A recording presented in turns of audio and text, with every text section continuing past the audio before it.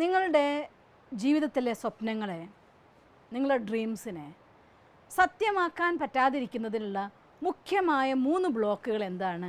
അതാണ് നമ്മളിന്ന് കാണാൻ പോകുന്നത്. ഇതിൽ ഒന്നാമത്തെ കാരണമാണ് കാരണം. കാരണം തന്നെ കാരണം. അതെന്താണെന്ന് വിചാരിക്കും നിങ്ങൾ? എന്താണെന്നറിയോ? ഇന്ന കാരണങ്ങൾ കൊണ്ട് എനിക്കിത് ചെയ്യാൻ പറ്റില്ല. എന്ത് കാര്യം ചെയ്യാൻ പറ്റിയില്ലെങ്കിലും നമ്മൾ വിദഗ്ധമായി നമ്മളെ രക്ഷിക്കാൻ വേണ്ടി കുറേ കാരണങ്ങൾ അതിനു വേണ്ടി മെനഞ്ഞെടുക്കും. അതുകൊണ്ട് ഇത് പറ്റിയില്ല, ഇതുകൊണ്ട് അത് പറ്റിയില്ല, അത് ഇങ്ങനെ ആയതുകൊണ്ടാണ് ഇങ്ങനെ, ഇത് ചെയ്യാൻ പറ്റാതിരിക്കുന്നത് ഇന്ന കാരണങ്ങൾ അതുകൊണ്ടാണ് ഉണ്ടായത്.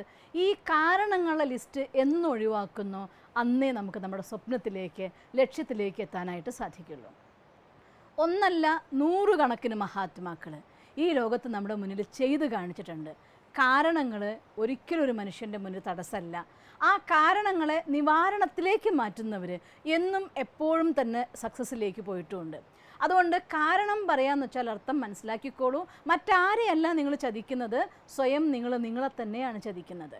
അതുകൊണ്ട് കാരണം എന്ന ഒന്ന് ഇല്ല എന്ന് നിങ്ങൾ സ്വയം നിശ്ചയിക്കുന്ന ദിവസം, നിങ്ങളുടെ ഡിക്ഷണറിയിൽ നിന്ന് എന്ന് കാരണം എന്ന ശബ്ദത്തിന് നിങ്ങൾ ഒഴിവാക്കുന്നു, അന്ന് നിങ്ങൾ ചെയ്തിരിക്കും എന്ന കാര്യത്തിൽ യാതൊരു സംശയവുമില്ല. അതുകൊണ്ട് ഒന്നാമത്തെ ബ്ലോക്ക് കാരണമാണ്. അതുകൊണ്ട് എന്തുകൊണ്ട് ഞാൻ ഇപ്പോഴും ഓർക്കും, കുട്ടിക്കാലത്ത് പഠിച്ചത് ഞാൻ മുന്നൊരു വീഡിയോയിൽ പറഞ്ഞതായിട്ട് ഞാൻ ഓർക്കുന്നു. കാക്ക പറക്കുന്നത് എന്തുകൊണ്ട്, പൂച്ച പറക്കാത്തത് എന്തുകൊണ്ട് എന്ന രസകരമായിട്ടുള്ളൊരു കവിത. എന്തായാലും ആ എന്തുകൊണ്ടാവാം, ഈ എന്തുകൊണ്ട് വേണ്ട. നമ്മുടെ ലൈഫിൽ നിന്ന് എനിക്ക് പറ്റാത്തതിൻ്റെ കാരണങ്ങൾ അതുകൊണ്ട് വന്നില്ല, ഇന്ന കാരണം കൊണ്ട് പറ്റിയില്ല, ഇന്ന കാരണം കൊണ്ട് പറ്റിയില്ല, അങ്ങനെ ഈ കാരണങ്ങളുടെ ക്യൂ മുന്നിൽ നിർത്തുന്നിടത്തോളം കാലം ലക്ഷ്യത്തിൽ ഒരിക്കലും എത്തില്ല. അതുകൊണ്ട് എല്ലാ കാരണത്തെയും അതിജീവിക്കാനുള്ളതായിട്ടുള്ള ഒരു 100 ഉപായങ്ങളുണ്ട് നമ്മുടെ മുന്നിൽ. ഏതെങ്കിലും ഒന്ന് പറ്റിയില്ലെങ്കിൽ മറ്റൊന്ന്, അതല്ലെങ്കിൽ വേറൊന്ന്. ഒരു തോട്ട് നിങ്ങൾക്ക് അപ്ലിക്കേഷനായിട്ട് നിങ്ങൾക്ക് യൂസ് എല്ലാം തോന്നിയോ, വേറൊരു തോട്ട് എടുക്കൂ. എത്ര വെറൈറ്റി ആയിരിക്കുന്ന സങ്കല്പധാര, എന്തെല്ലാം പോസിറ്റീവ് തോട്ട്സ്, എന്തെല്ലാം എനർജികൾ. ഈ എനർജികളിൽ നിന്ന് ഏതെങ്കിലും ഒന്നെടുത്ത് തൻ്റെ ലൈഫിൽ നിരന്തരമായി അഭ്യസിക്കുകയാണെങ്കിൽ ഈ എന്തുകൊണ്ടിനെ നമുക്ക് ഇല്ലാണ്ടാക്കാം, കാരണത്തെ നമുക്ക് ഇല്ലാതാക്കാം. അതുകൊണ്ട് അങ്ങനെ ആയതുകൊണ്ട് ഇങ്ങനെ ആയതുകൊണ്ട്, ആ കാരണം ഇക്കാരണം, ഈ ശബ്ദം ഡിക്ഷണറിയിൽ നിന്ന് ഒഴിവാക്കിയിരിക്കണം. ജീവിതത്തിൽ നമ്മുടെ സ്വപ്നങ്ങളെ സത്യമാക്കാൻ ആഗ്രഹിക്കുന്നുണ്ടെങ്കിൽ അത് എത്ര വലിയ സ്വപ്നമാണോ അത്രയും നമുക്കറിയാലോ. എത്ര വലിയ പരീക്ഷ പാസ്സാവണോ അത്രയ്ക്ക് പഠിക്കുക തന്നെ വേണം. ഒരു 10ാം ക്ലാസ്സുകാരൻ പഠിക്കുന്ന അത്ര ലാഘവത്തോട് കൂടിയിട്ട് ഒരിക്കലും ഒരു IAS കാരന് പഠിക്കാൻ പറ്റില്ല. IAS പഠിക്കണമെങ്കിൽ അതിൻ്റെതായിട്ടുള്ള കഷ്ടപ്പാടുണ്ട്, ത്യാഗമുണ്ട്. അതുകൊണ്ട് IAS ആവണം നിങ്ങൾ ആഗ്രഹിക്കുന്നുണ്ടെങ്കിൽ തീർച്ചയായിട്ടും അതിനനുസരിച്ചായിട്ടുള്ള ത്യാഗത്തെ സന്തോഷത്തോടെ സ്വീകരിക്കണം. ആ കാരണം കൊണ്ട് ഞാൻ പഠിച്ചില്ല, ഈ കാരണം കൊണ്ട് ഞാൻ പഠിച്ചിട്ടില്ല, ആ കാരണം കൊണ്ട് ഞാൻ ഈ തോട്ട് ക്രിയേറ്റ് ചെയ്തില്ല, ഇന്ന കാരണം കൊണ്ട് ഞാൻ നേരത്തെ എണീറ്റില്ല, ഇന്ന കാരണം കൊണ്ട് ഞാൻ ഉറങ്ങിയില്ല. കാരണം പറയാൻ എളുപ്പമാണ്, പക്ഷെ കാരണമില്ലാതാക്കുന്നതിലാണ് ജയം. അതുകൊണ്ട് സ്വയം ചതിക്കാതിരിക്കൂ, കാരണങ്ങളുടെ ലിസ്റ്റിനെ ഒഴിവാക്കിയേക്കുക. അതുകൊണ്ട് കാരണം വരുന്നിടത്തൊക്കെ ചിന്തിക്കുക, എന്ത് കാരണം കൊണ്ട് എനിക്ക് ചെയ്യാൻ പറ്റുമെന്ന്.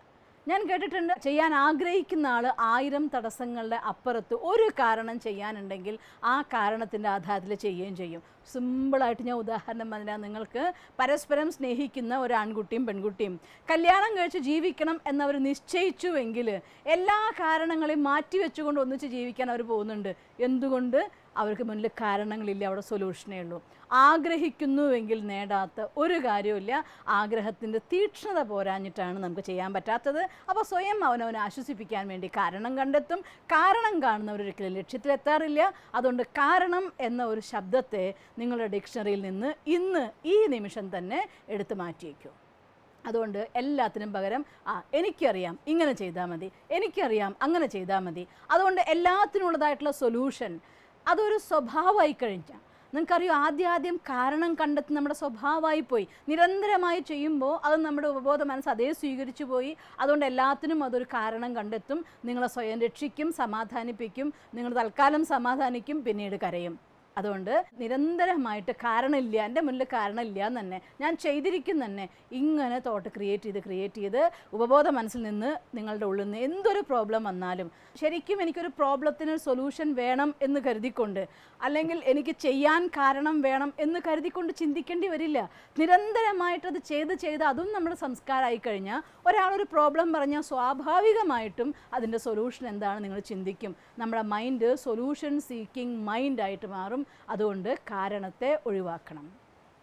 രണ്ടാമത്തെ ബ്ലോക്ക്, ഒന്നാമത്തെ ബ്ലോക്ക് കാരണമാണെന്നുണ്ടെങ്കിൽ, രണ്ടാമത്തെ ബ്ലോക്ക് നിങ്ങളുടെ മനസ്സിൽ ഇഫ് ക്ലോസ്, എങ്കിൽ അവർ ചെയ്താൽ ഞാൻ ചെയ്യാം, ഇവർ ചെയ്താൽ ഞാൻ ചെയ്യാം, ആ കവരാണ് ഇതിൻ്റെ കാരണക്കാർ, അവർ മാറട്ടെ ഞാൻ മാറാം, അവരെ ഭാഗത്തു നിന്നൊരു സപ്പോർട്ട് കിട്ടിയാൽ ഞാനിത് ചെയ്യാം, ഇവരങ്ങനെയാണെങ്കിൽ ഞാനിങ്ങനെയാക്കാം, ഇന്ന സാധനങ്ങൾ കിട്ടുകയാണെങ്കിൽ എനിക്ക് പഠിക്കായിരുന്നു, ഇവരെ സപ്പോർട്ട് കിട്ടുകയാണെങ്കിൽ എനിക്ക് ജോലി നേടായിരുന്നു, എൻ്റെ വീട്ടുകാരൊക്കെ ഇങ്ങനെ മാറിയിരുന്നുവെങ്കിൽ ഞാൻ ടെൻഷൻ ഇല്ലാണ്ടായേനെ, ഇങ്ങനെ അവർ മാറിയാൽ ഞാൻ മാറും എന്ന് പറയുന്നതാണ് രണ്ടാമത്തെ ഏറ്റവും വലിയ ബ്ലോക്ക്.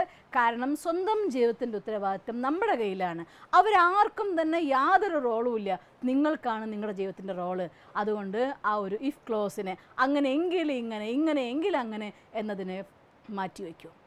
പകരം ഞാനാണ് ചെയ്യുന്നത്, ഞാൻ ഇപ്പോഴും ഓർമ്മിക്കും ഭഗവാന്റെ മഹാവാക്യത്തിൽ ഒരു 100 തവണയെങ്കിലും ഞാൻ കേട്ടിട്ടുണ്ടായിരിക്കും. പെഹ്ലെ ആപ്പ്, ഹിന്ദിയിൽ ഭഗവാന്റെ മഹാവാക്യം ഞങ്ങൾ പഠിച്ചത് അങ്ങനെയാണ്. ആദ്യം താങ്കൾ. ഒരു മാറ്റം വരണോ, ആദ്യം താങ്കൾ.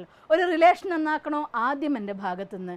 എന്തെങ്കിലും ഒരു ഹാർഡ് വർക്ക് ചെയ്യണോ, ആദ്യം ഞാൻ ചെയ്യാം. എന്തെങ്കിലും ത്യാഗം ചെയ്യണോ, ആദ്യം ഞാൻ ചെയ്യാം.